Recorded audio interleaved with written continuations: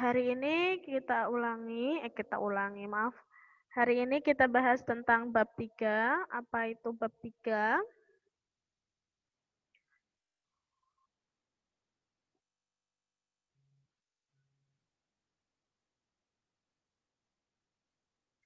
Oke, sudah terlihat ya?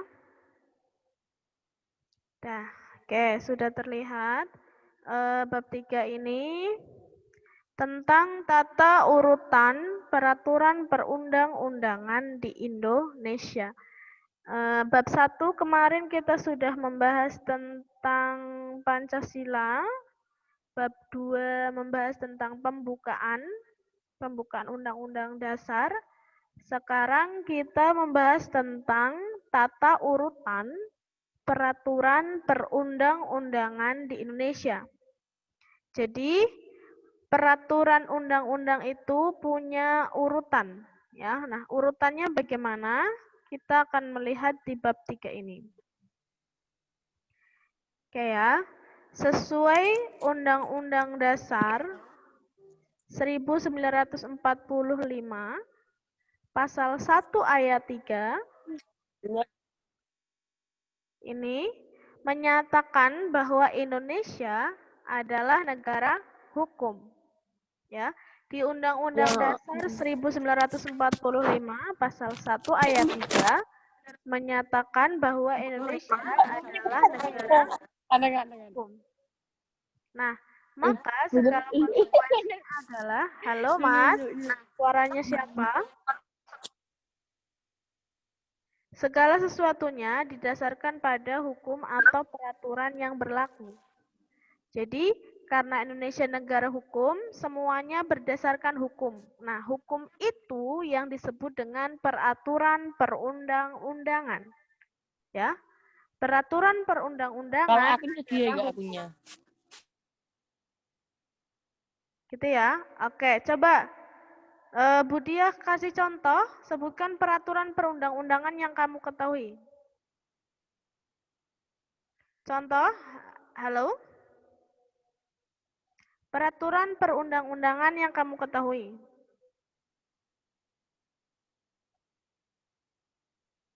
Apa ya?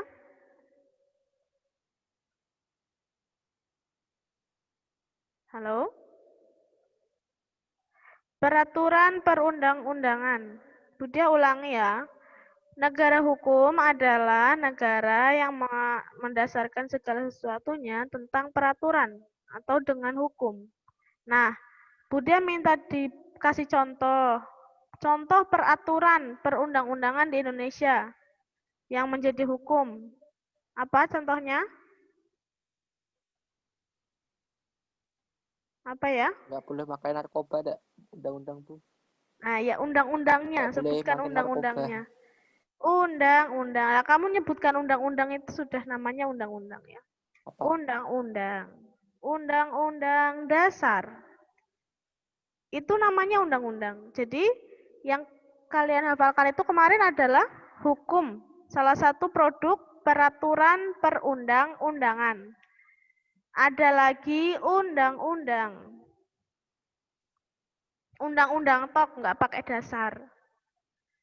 Ada lagi permen. Permen itu peraturan menteri. Peraturan menteri. Nah, permen kalau ada kata-kata Permendiknas, Permendikbud gitu ya, peraturan menteri pendidikan dan kebudayaan. Kemudian Permenkes, peraturan menteri kesehatan. Itu adalah contoh peraturan perundang-undangan. Atau juga kamu mendengar istilah perda. Perda apa ya?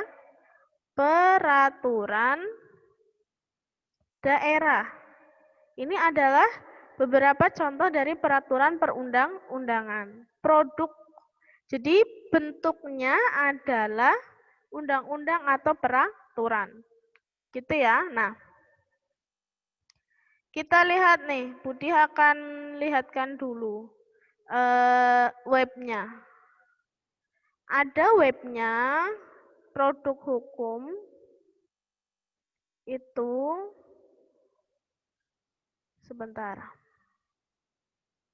Produk hukumnya adalah mana.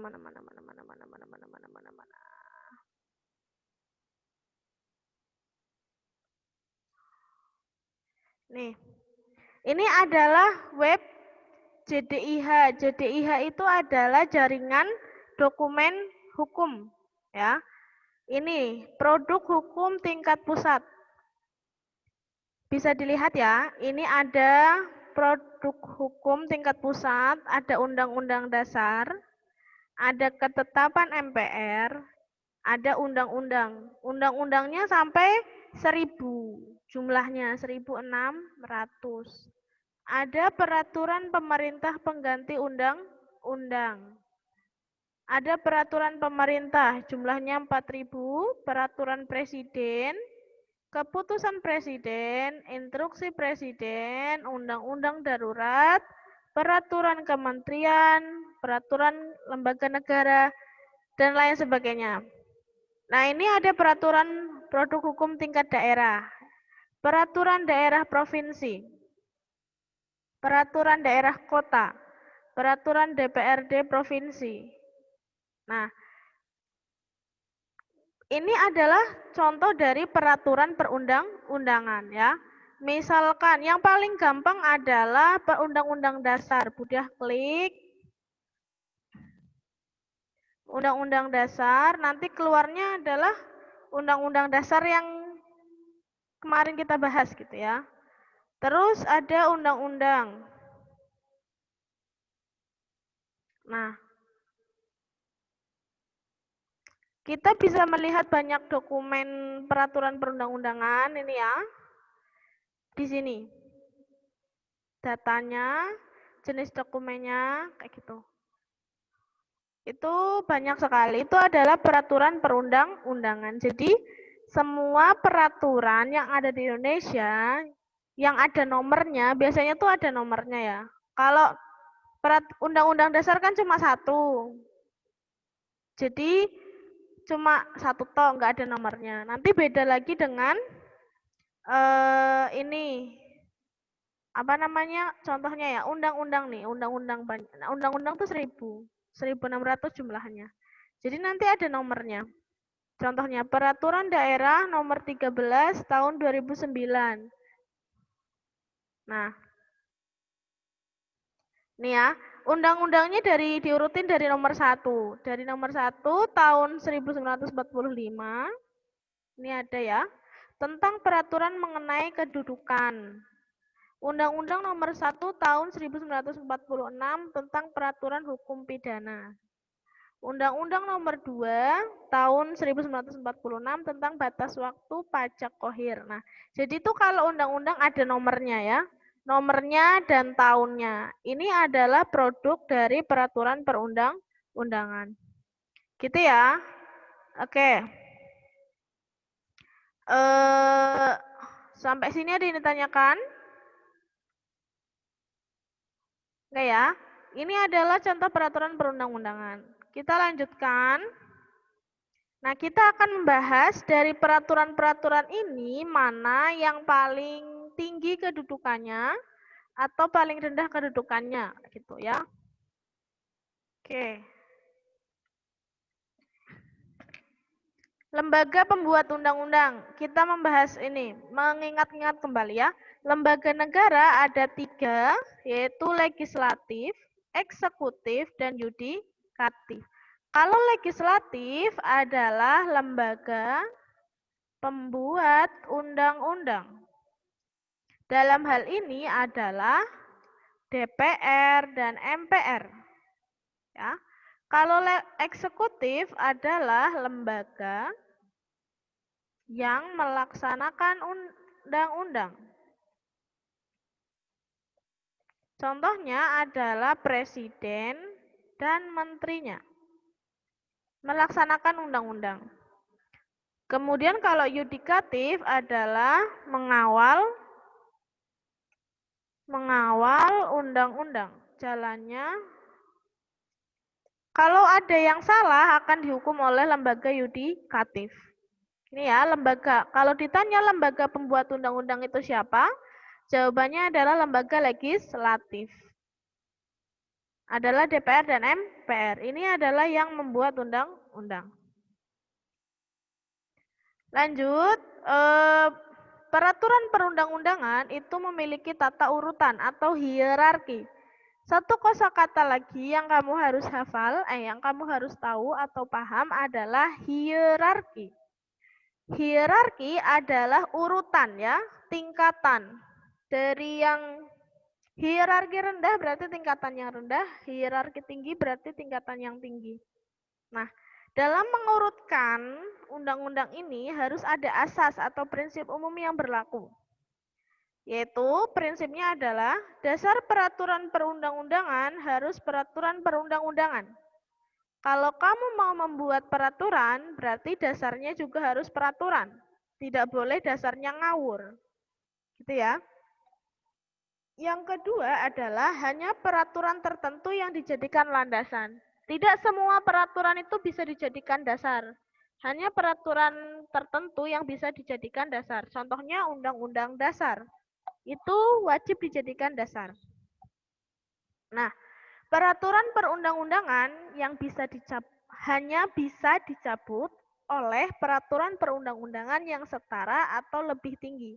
Misalkan ada peraturan perundang-undangan A, ini sudah mau tidak berlaku, nah bisa dicabut dengan mengeluarkan peraturan perundang-undangan yang tingkatannya setara atau lebih tinggi. Tidak bisa dicabut oleh peraturan yang lebih rendah. Gitu ya. Yang keempat adalah peraturan baru mengesampingkan yang lama. Kalau ada peraturan baru berarti yang lama tidak dipakai. Kemudian peraturan yang lebih tinggi mengesampingkan yang lebih rendah. Lebih diutamakan yang tinggi. Yang keenam, peraturan khusus mengesampingkan yang lebih umum. Jadi penjelasan yang lebih rinci ada di peraturan yang khusus. Kemudian yang ketujuh adalah setiap peraturan materinya berbeda. Otomatis karena yang membuat juga beda-beda. Contohnya misalkan peraturan Menteri Pendidikan, Permendiknas, Permendikbud, itu akan berbeda materinya dengan peraturan Menteri Kesehatan karena isinya sudah berbeda. Artinya bahwa peraturan perundang-undangan itu memiliki materi yang berbeda. Selanjutnya, mana ini? Nah, mana tuh? Sistem hukum nasional mengatur tata urutan peraturan perundang-undangan. Diatur oleh Undang-Undang Nomor 12 Tahun 2011. Jadi ini sering sekali keluar undang-undang ini. Undang-undang yang mengatur tentang tata urutan peraturan undang-undang adalah Undang-Undang Nomor 12 Tahun 2011. Nah, sekarang kita urutkan peraturannya.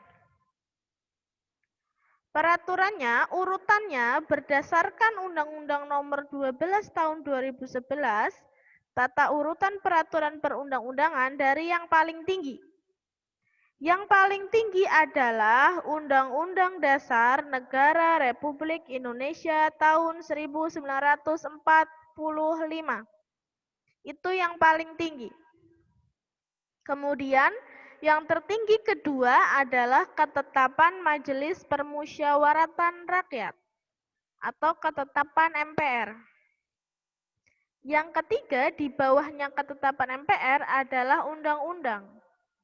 Jadi tadi contohnya Undang-Undang Nomor 12 ya.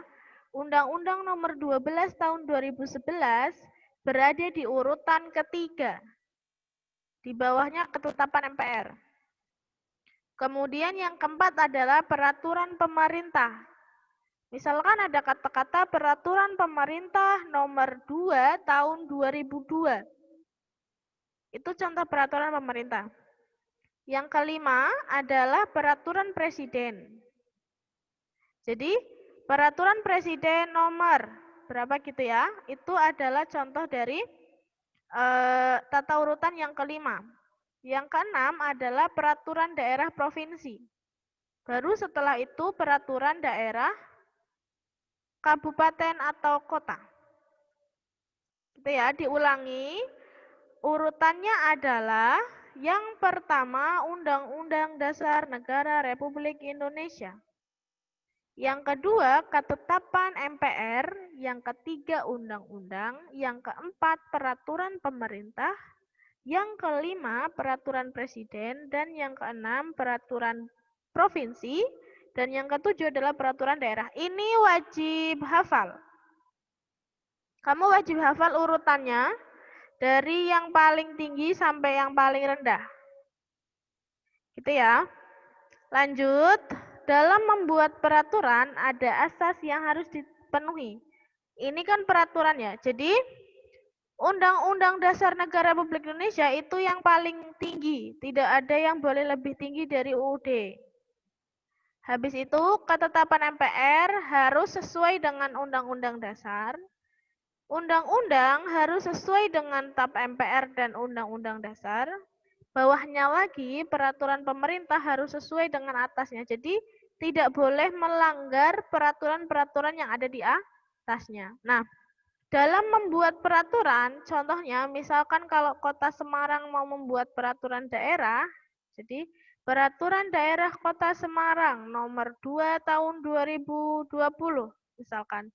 Itu harus sesuai dengan tingkatan yang atasnya, tidak boleh menyalahi aturan-aturan yang sudah dituliskan di peraturan atasnya.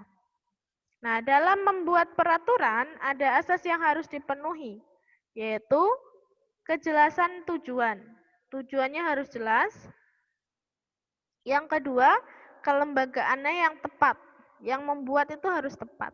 Jangan sampai peraturan tentang pendidikan yang membuat adalah Menteri Kesehatan. Itu kan tidak tepat.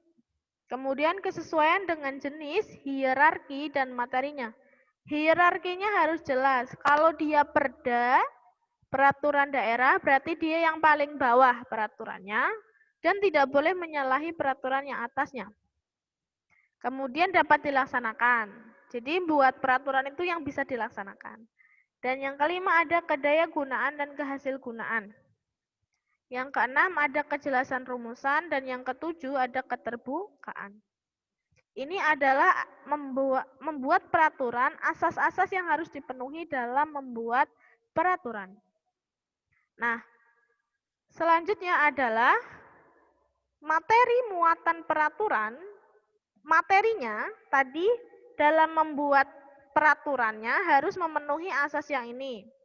Sekarang materinya harus berisi tentang pengayoman, kemanusiaan, kebangsaan, kekeluargaan, kenusantaraan, Bhinneka Tunggal Ika, keadilan, kesamaan kedudukan, ketertiban, dan kepastian hukum, serta keseimbangan, keserasian, dan keselarasan.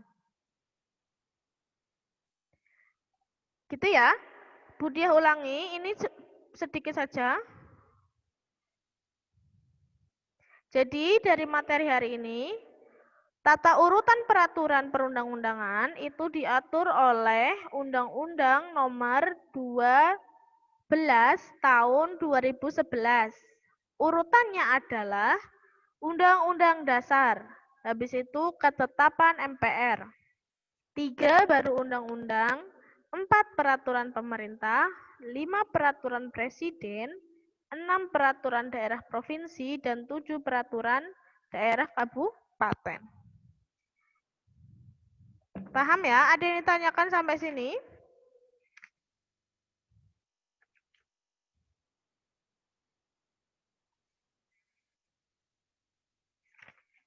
Coba silahkan dibuka halaman 57. Ada yang ditanyakan sampai sini?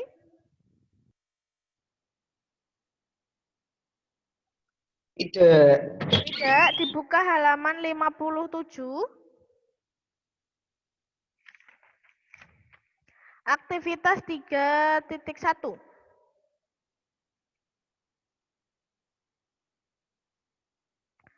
Silakan bisa diisi. Diisi, Ibu. Iya dong, masa dimakan. Diisi ya. Jadi halaman 57 diisi. Budiah tambahi soal nomor 4 Berarti ini adalah... selesai, Bu. Iya, sudah selesai. Diisi dulu. Lah sisanya silahkan diisi secara mandiri. Yang nomor 4, Budiah diktekan soalnya. Contoh peraturan perundang-undangan di Provinsi Jawa Tengah. Nomor 4 soalnya adalah contoh peraturan perundang-undangan di Provinsi Jawa Tengah. Nanti kamu cari contohnya. 3 aja nggak apa-apa. 1, 2, 3.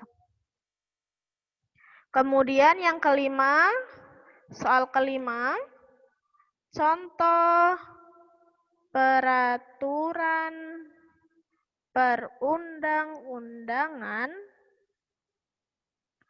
di Kota Semarang. Kamu cari 3 contohnya. Paham ya? Jadi materi hari ini Budi akhiri, tetapi ulangi. Soal nomor 4, itu kan kosong ya. Nomor 4, contoh peraturan perundang-undangan di Provinsi Jawa Tengah. Soal nomor 5. Yang nomor 5. Contoh peraturan perundang-undangan di Kota Semarang.